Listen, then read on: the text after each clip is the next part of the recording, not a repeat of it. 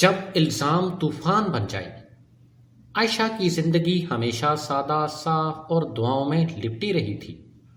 وہ ایک شریف، باحیا اور تعلیم یافتہ لڑکی تھی جسے اس کے والدین نے عزت، حیا اور صبر کا مطلب سکھایا تھا۔ اس کی ماں کہا کرتی تھی، بیٹی، عورت کا اصل زیور اس کی خاموشی، اس کا کردار اور اس کا اللہ پر یقین ہوتا ہے۔ عائشہ نے یہ بات دل میں بسا لی تھی، مگر وہ نہیں جانتی تھی کہ زندگی ایک دن اس سے ایسا امتحان لے گی جس میں خاموشی بھی چیخ بن جائے گی اور صبر بھی طوفان۔ نیا گھر، نئی دنیا۔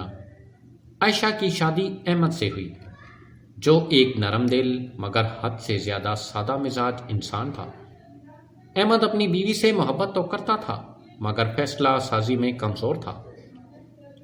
اس کی سب سے بڑی کمزوری اس کے والد یعنی عائشہ کے سسر حاجی بشیر تھے۔ حاجی بشیر محلے میں نمازی، حاجی اور سفید داڑھی والے بزرگ کے طور پر جانے جاتے تھے۔ لوگ ان کی عزت کرتے تھے، ان کے سامنے سر جھکاتے، مگر کوئی نہیں جانتا تھا کہ اس سفید لباس کے پیچھے ایک سیاہ نیت چھپی ہوئی ہے۔ شروع کے دن سب کچھ ٹھیک تھا۔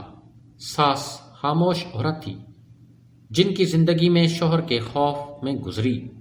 احمد دفتر چلا جاتا۔ گھر میں عائشہ زیادہ تر اکیلی ہوتی اور یہی تنہائی اس کی آزمائش بننے والی تھی۔ نظر جو نیت بن گئی۔ حاجی بشیر کی نظریں عائشہ پر حد سے زیادہ ٹھہرنے لگیں۔ کبھی باتوں میں بے جال دلچسپی، کبھی اکیلے میں سوال، کبھی بے معنی ہدایات۔ عائشہ کو سب کچھ عجیب سا لگتا مگر وہ خاموش رہی۔ اس نے سوچا، یہ میرے سسر ہیں، میرے باپ جیسے۔ شاید میرا وہم ہو، مگر وہ وہم نہیں، یہ نیت تھی۔ ایک دن احمد شہر سے باہر گیا ہوا تھا۔ حاجی بشیر نے عائشہ کو کچن میں اکیلا پا کر کہا، بیٹی، تم بہت خوبصورت